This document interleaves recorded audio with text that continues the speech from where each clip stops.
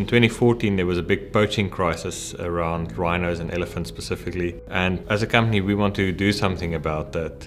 And we created a non-profit. And the reason why we created our own non-profit instead of just giving money away to an existing non-profit is we wanted to know where our money goes.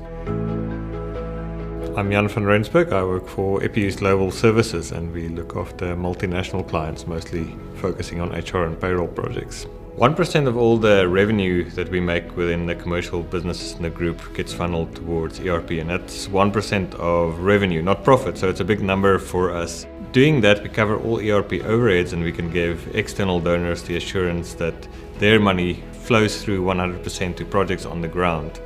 ERP stands for Elephants, Rhinos and People.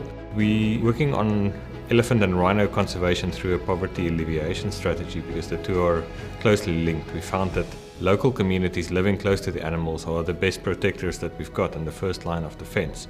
So we're working with them and giving them economic alternatives so that they've got a stake in helping to protect these animals. So we've partnered with a community in South Africa called the Barracolagari community, and they had a piece of land that they got back as part of a land redistribution program in South Africa. They decided to partner with ERP to make this a conservation land. The security budget is a huge part, probably the biggest part of ERP. We've got a fence around the property and we've got rangers working around the clock patrolling the area. And we've created what we call ERP Air Force, which are fixed-wing drones that we manufacture on property that patrols the area. And if there's a problem, it dispatches the rangers to the problem area if it sees a potential intrusion.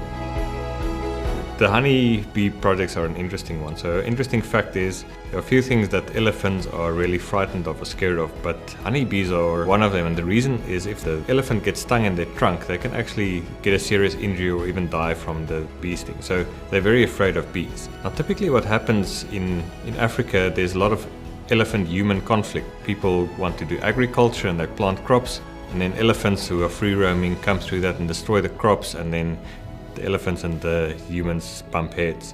What we do is we create what we call beehive fencing projects, where we put a beehive and in between you've got a wire all around the agricultural land, and when an elephant comes and wants to get to the crops, it triggers the wire and the bees don't like it, so they start to buzz out, and as soon as the elephant hears the bees, they run away because they don't want to get near the bees.